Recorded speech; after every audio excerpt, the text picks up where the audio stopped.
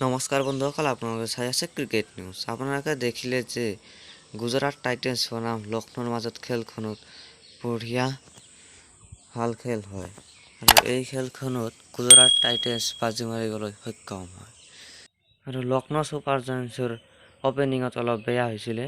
কে L Rahul 0তে out হৈ গৈছিলে আৰু কুৱেণ্টিক দীপকো বেছি ৰান কৰিবলৈ সক্ষম নহ'ল আৰু মিডিল অৰ্ডাৰত দীপক হুডা আৰু আয়ুষ বাদুনিয়ে দুজনেই 50 কৰিবলৈ সক্ষম হয়। ভাল এটা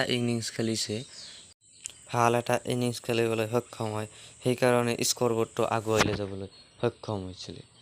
আৰু আমি যদি কওঁ গুজৰাট টাইটেন্সৰ বলিঙত মহম্মদ ছামীয়ে ভাল পাৰফৰ্মেঞ্চ কৰিছে আৰু যাতে আগলৈ এনেকৈ পাৰফৰ্মেঞ্চ কৰি থাকিব পাৰে।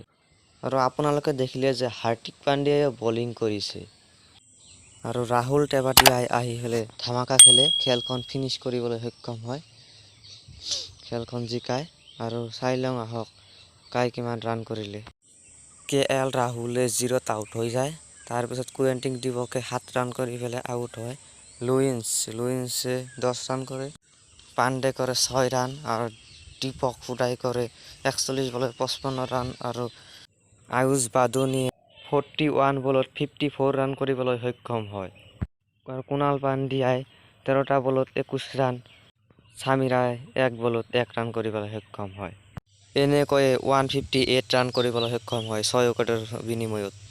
আৰু গুজৰাটৰ বলিঙৰ কথা ক'ব গ'লে মহম্মদ ছামীয়ে 4 অভাৰ বল কৰি 25 ৰান দি 3টা উইকেট ল'বলৈ সক্ষম হয় আৰু আৰেনে 4 অভাৰ বল কৰি 45 ৰান দি 2টা উইকেট ল'বলৈ সক্ষম হয়। ফেৰগাছনে 24 ৰান দি 4 অভাৰত উইকেট পোৱা নাই আৰু হাৰ্দিক পাণ্ডিয়াই 4 অভাৰ বল কৰি 37 ৰান দিয়ে, কোনো উইকেট নাই আৰু ৰাছিদ খানে 4 অভাৰ বল কৰি 27 ৰান দি এটা উইকেট পাবলৈ সক্ষম হয়। আৰু চাই লওঁ আহক গুজৰাট বেটিং।